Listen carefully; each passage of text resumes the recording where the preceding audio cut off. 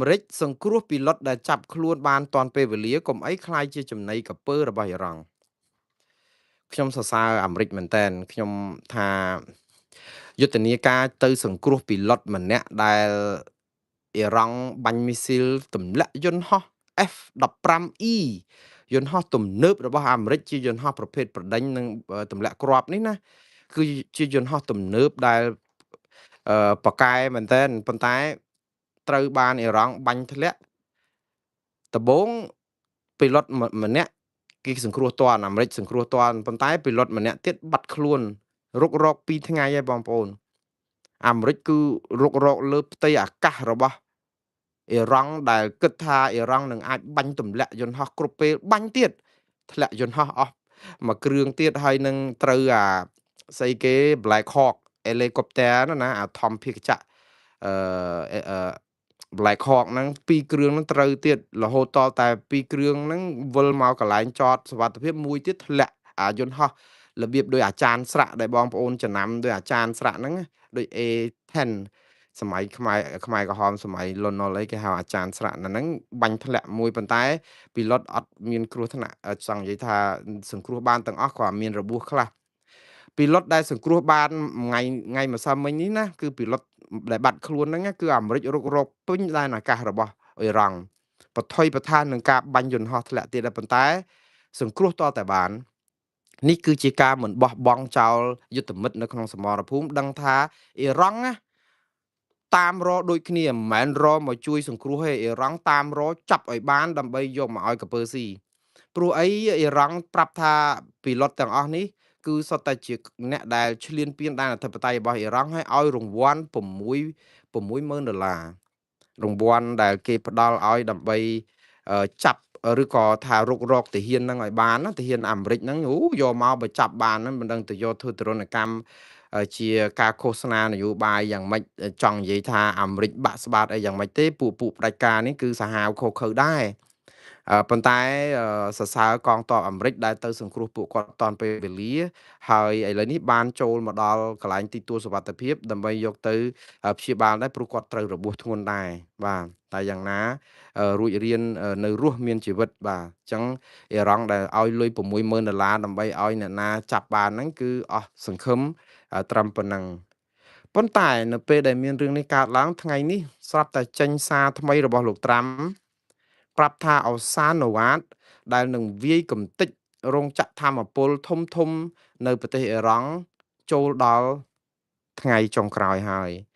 ព្រោះអីម្សិលមិញគាត់ថានៅសល់48ម៉ោងបានន័យថាថ្ងៃ6នេះគឺស្អែកនេះថ្ងៃច័ន្ទនេះបងប្អូនបើសិនជាអ៊ីរ៉ង់អត់ព្រមបើកច្រក Hormuz ឲ្យទូលំទូលាយទេគឺអាមេរិក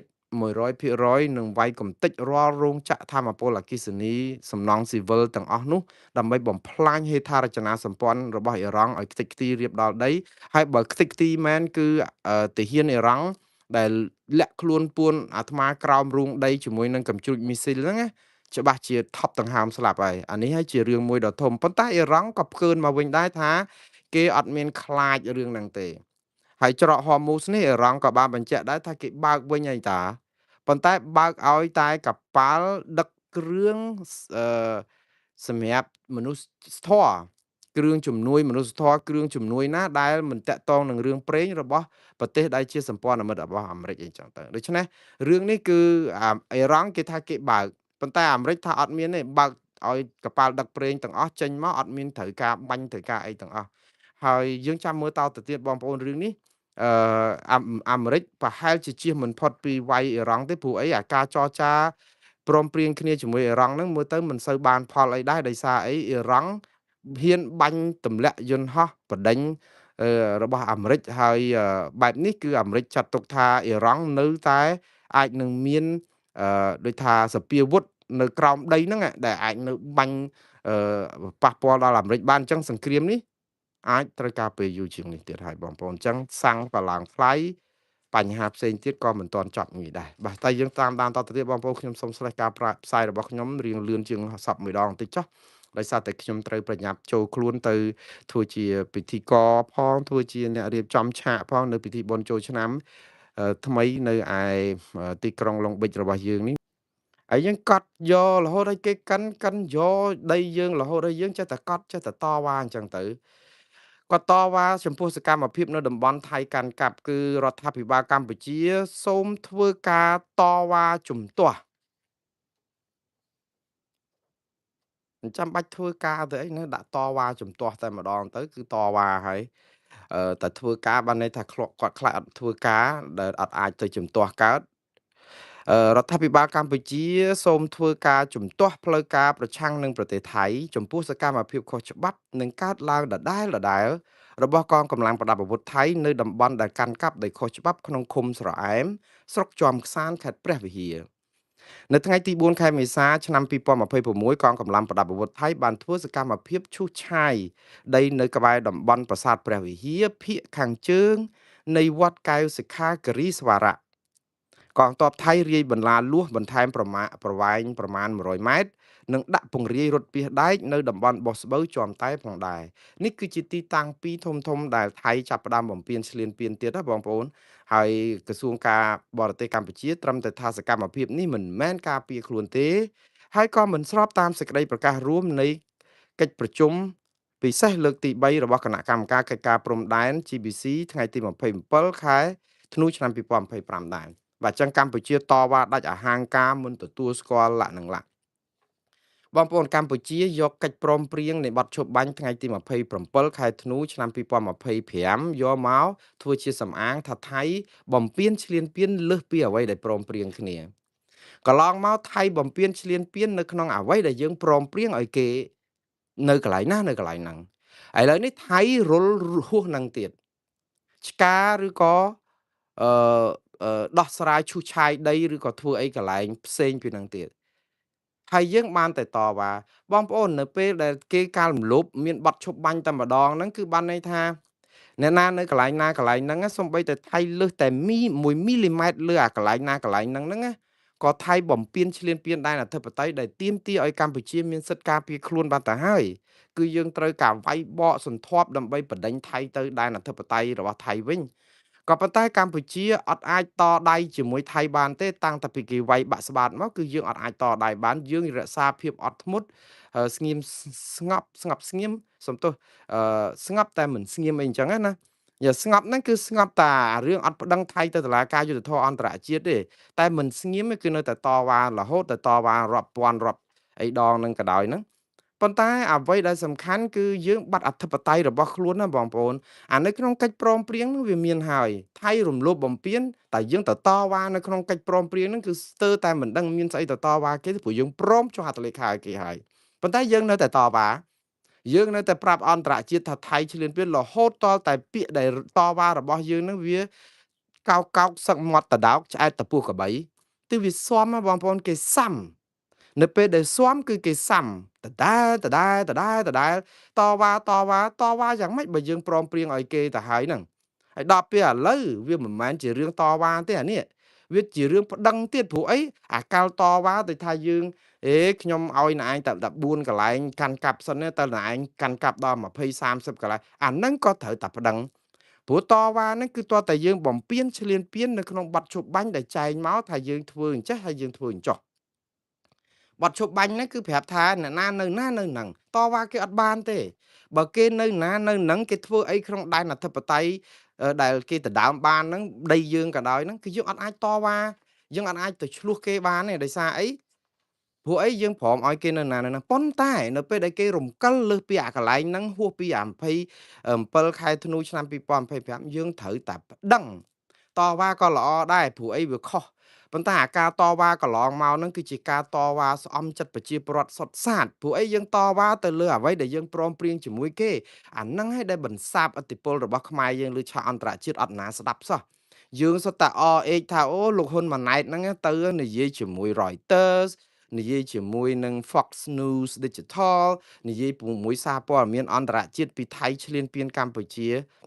ចាស់យើងតវ៉ាមកកណោមកដដែលហ្នឹងអត់មានធ្វើអីសោះអត់មានចាត់ការអីសោះក្រៅតែពីតវ៉ាហើយយើងអត់ប្តឹងទៅតុលាការយុត្តិធម៌អន្តរជាតិតើសហគមន៍អន្តរជាតិសារព័ត៌មានហ្នឹងគេស្ដាប់យើងមែនគេអត់ទេហើយម្យ៉ាងទៀតនៅពេលដែលថៃឈ្លានពានហួសដែនអធិបតេយ្យរបស់ខ្លួន យើងសុទ្ធតែមិនឲ្យថៃឈ្លានពានដែនយើងសំបីតែ1មីលីម៉ែត្រឥឡូវមិនថា1មីលីម៉ែត្រទេរាប់រយគីឡូម៉ែត្រដីហងបើសិនជាយើងប្រៀបធៀបអ្វីដែលបាត់បង់ហើយយើងអត់ដាក់ប្តឹងខ្ញុំនៅតែមិនយល់ខ្ញុំនិយាយទៅខ្ញុំនៅនិយាយដដែលជ្រិញខ្ញុំប៉ុណ្ណាក៏ជ្រិញចុះប៉ុន្តែខ្ញុំមិនជំទាស់រឿងតវ៉ាអីហ្នឹងទេខ្ញុំនិយាយជ្រិញនឹងពាក្យតវ៉ាហ្នឹងគឺខ្ញុំជ្រិញដោយសារអីយុទ្ធសាស្ត្រដែលមិនបានដីខ្មែរមកវិញប៉ុន្តែធ្វើឲ្យប្រជាពលរដ្ឋគិតថាយើងរវល់ណាបងប្អូននេះគេហៅថាអាចារ្យរវល់រវល់ចឹងរហូតរវល់មកភូមិតែអត់បានផលណាខ្ញុំបារម្ភអញ្ចឹងឯងខ្ញុំអត់មានទៅបារម្ភឈឺក្បាលរដ្ឋាភិបាលគេធ្វើអីខ្ញុំនឹងចេះតែរិះគន់ផ្កាប់មុខខ្ញុំអត់មានទៅបានប្រយោជន៍អីដើម្បីខ្ញុំទេតែខ្ញុំមើលឃើញរដ្ឋាភិបាលធ្វើនយោបាយប្រជាពិធដ្ឋរបៀបស្អំចិត្តប្រជាពលរដ្ឋដោយគិតថាតែគេធ្វើអីមកយើងអត់មាននៅស្ងៀមទេគឺយើងទៅត្រុកអញ្ចឹងដើម្បីតវ៉ាប៉ុន្តែវាមិនមែនជាដំណោះស្រាយនៃបញ្ហាឯណាយើងមិនអាចទៅយកសពាវុធទៅកំទេចគេបានទៀតទេព្រោះយើងបាក់ស្បាតទៅហើយយើងចាញ់គេទៅហើយចាញ់គ្រប់សមរភូមិអានឹងយើងទទួលស្គាល់ការពិតមិនអីទេព្រោះគេវាខ្លាំងជាងយើងគេវាប្រប្រហើនជាងយើងគេវាខកខើជាងយើងគេវាប្រព្រឹត្តអំពើបំពានគ្រប់បែបយ៉ាងជាងយើងអានឹងធ្វើម៉េចបើយើងវាខ្សោយក៏ប៉ុន្តែមិនមែនបានន័យថាយើងខ្សោយឲ្យគេជន់យើងរហូតបានណាគឺយើងមានតុលាការយុត្តិធម៌អន្តរជាតិយើងមានតុលាការព្រហ្មទណ្ឌអន្តរជាតិចុះបើគេទន្ទ្រានឈ្លានពានដែនអធិបតេយ្យយើងលើសពីអ្វីដែលកំណត់ទៅហើយហ្នឹងហេតុអីបានយើងនៅតែតវ៉ាហេតុអីបានជាយើងមិនដាក់ប្តឹងហើយយើងតវ៉ាយើងនាំស្អីសមាជិកឬក៏អ្នកសង្កេតការអាស៊ានអនុព័ន្ធយោធាអីទៅមើលទៅថតរូបបានតែរូបថតហ្នឹងស្រីគេក្លាហានគេបានរូបបងស្រីដូចនួនល្អងបានត្រឹមតែរូបថតហ្នឹងច្រើនហើយប៉ុន្តែដល់ពេលរូបថតហ្នឹងយកមកវាធ្វើឲ្យចុកចាប់ប្រជាពលរដ្ឋខ្លួនឯងចុកចាប់នៅពេលដែលឃើញយើងវេទនាជនភៀសសឹកអត់តាន់វិលទៅភូមិឋានវិញបានចុកចាប់នៅពេលដែលឃើញគេអង្គិលរហូតរាល់ថ្ងៃតែឮតែយើងតវ៉ាចឹងរាល់តែដងតាមពិតគេអាណិតរដ្ឋាភិបាលប៉ុន្តែនៅក្នុងពេលជាមួយគ្នានោះថារដ្ឋាភិបាលនឹងមិនដឹងជាអាណិតយ៉ាងម៉េចទេលោកហើយបើអារឿងដែលត្រូវដោះស្រាយត្រូវគាត់ជ្រើសរើសមិនធ្វើឲ្យប្រជាពលរដ្ឋឆ្ងល់ថាហេតុអីបានជាគាត់មិនប្តឹងទៅតុលាការយុត្តិធម៌អន្តរជាតិនិងព្រំដែនអន្តរជាតិហើយបើមិនប្តឹងក៏ហីចោះក៏អាសូរប្រជាពលរដ្ឋឡើងមកបកស្រាយមកថាហេតុអីបានជាអត់ប្តឹងហើយត្រូវការពេលប្រមាណទៀតចុះហេតុអីបានជាយើងចាត់ទុកប្រជាពលរដ្ឋទាំង17លានអ្នកហ្នឹងគឺជាឧបករណ៍នយោបាយដែលយើងចង់ធ្វើអីក៏បានដែរយើងចង់ធ្វើប្រជាពិធដ្ឋអីក៏បានហេតុអីបានជាអញ្ចឹងខ្ញុំពងតែឆ្ងល់តែរឿងហ្នឹងមួយឯងហើយខ្ញុំម្ដងទៀតខ្ញុំនៅតែលើកទឹកចិត្តឲ្យរដ្ឋាភិបាលប្តឹងទៅបើមិនប្តឹងក៏ហីចោះប៉ុន្តែពន្យល់ប្រាប់ប្រជាពលរដ្ឋថាហេតុអីបានអត់ប្តឹងយូរហើយហេតុអីបានបណ្ដោយឲ្យថៃនៅតែឈ្លានពានដែនអធិបតេយ្យបានទៀតហើយនៅតែលួងឲ្យថៃមកចរចា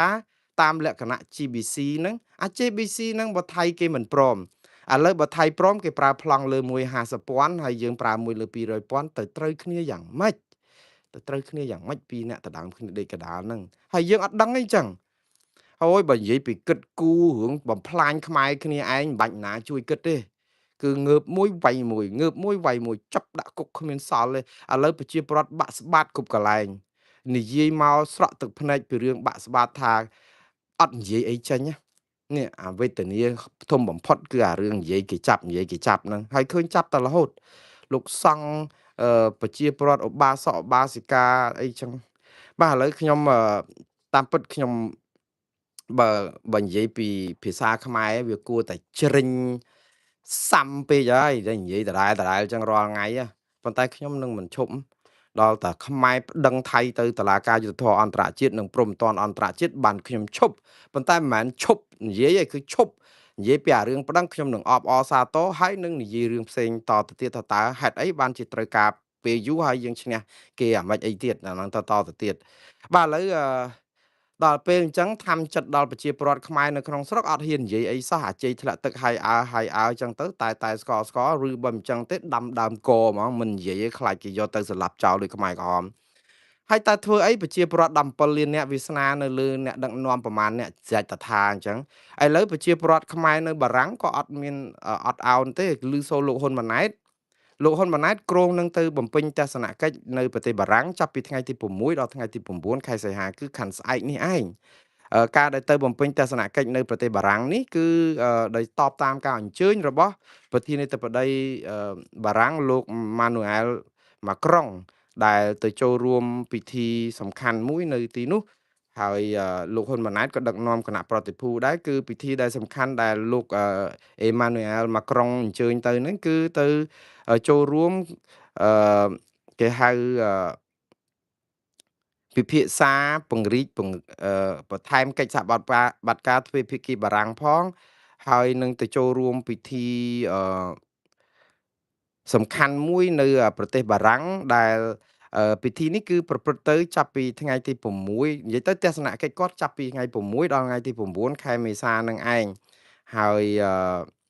បើគេនិយាយកិច្ចការច្រើនទៀតខ្ញុំមិនលម្អិតពីរឿងហ្នឹងទេព្រោះមានកិច្ចប្រជុំកំពូលស្ដីពីសុខភាពតែមួយនៅទីក្រុងលីយ៉ុងបាទតាមពិតកិច្ចជំនួបកំពូលពីសុខភាពតែមួយនេះប្រព្រឹត្តទៅនៅថ្ងៃទី7ខែមេសាឆ្នាំ2026ដែលដែលនិយាយទៅគឺត្រូវនឹងអ្វីដែលគណៈប្រតិភូកម្ពុជាហើយលោកម៉ាក្រុងក៏អញ្ជើញទៅហ្នឹងប៉ុន្តែនៅពេលដែលលោកហ៊ុនម៉ាណែតទៅដល់ទីនោះគឺសហគមន៍ខ្មែរនៅឯទីក្រុងឬក៏នៅប្រទេសបារាំងហ្នឹងក៏បានរៀបចំបាតកម្មមួយបាទគឺអឺពីបាតកម្មនេះគឺបើតាមសារដែលបង្ហាញនៅលើបណ្ដាញសង្គម Facebook របស់សកម្មជនគណៈបកប្រឆាំងនៅក្រៅប្រទេសគឺលោកទេពមនោបានសរសេរថាប្រជាពលរដ្ឋខ្មែរគ្រោងនឹងរៀបចំបាតកម្មធំមួយដើម្បីទាមទារ3ចំណុចគឺប្រឆាំងវត្តមានរបស់លោកហ៊ុនម៉ាណែតផងឬក៏មិនថាប្រឆាំងនេះគឺជាការដែលទាន់លោកហ៊ុនម៉ាណែតនៅប្រទេសបារាំងធ្វើបាតកម្មដើម្បីផ្ញើសារឲ្យដល់លោកហ៊ុនម៉ាណែតនឹងទី1ទាមទារឲ្យលោកហ៊ុនម៉ាណែតដោះលែងអ្នកទោសមនសិការទាំងអស់ឲ្យមានសេរីភាពនិងលំហលទ្ធិប្រជាធិបតេយ្យផ្សះផ្សាបង្រួបបង្រួមជាតិឲ្យពិតប្រាកដទី2ទាមទារឲ្យលោកហ៊ុនម៉ាណែតយកឯកសារពីប្រទេសបារាំងប្តឹងថៃទៅតុលាការយុត្តិធម៌អន្តរជាតិដើម្បីយកទឹកដីខ្មែរដែលថៃគ្រប់គ្រងមកជូនប្រទេសកម្ពុជាវិញនិងទី3ទាមទារឲ្យលោកហ៊ុនម៉ាណែតគោរពកិច្ចព្រមព្រៀងសន្តិភាពទីក្រុងប៉ារីបង្រួបបង្រួមជាតិគោរពសិទ្ធិមនុស្សលើកលំហប្រជាធិបតេយ្យបោះឆ្នោតដោយសេរីត្រឹមត្រូវនិងយុត្តិធម៌ដែលចូលរួមដោយគ្រប់ភាគីហើយបាតកម្មនេះពួកគាត់គ្រោងប្រព្រឹត្តធ្វើទៅនៅថ្ងៃទី6មេសាគឺស្អែកនេះហើយនៅត្រូវនឹងម៉ោងនៅប្រទេសកម្ពុជាដូចគ្នាដែរគឺចាប់ពីម៉ោង9ទីតាំងជួបគ្នាគឺមាននៅឯបាទមានលេខផ្លូវលេខអីហ្នឹងបើបងប្អូនចង់តាក់ទងព័ត៌មានលម្អិតគឺតាក់ទងទៅលោកទេពមនោទៅក៏ដាក់លេខទូរស័ព្ទឲ្យទៀតគឺ06 68 44 1333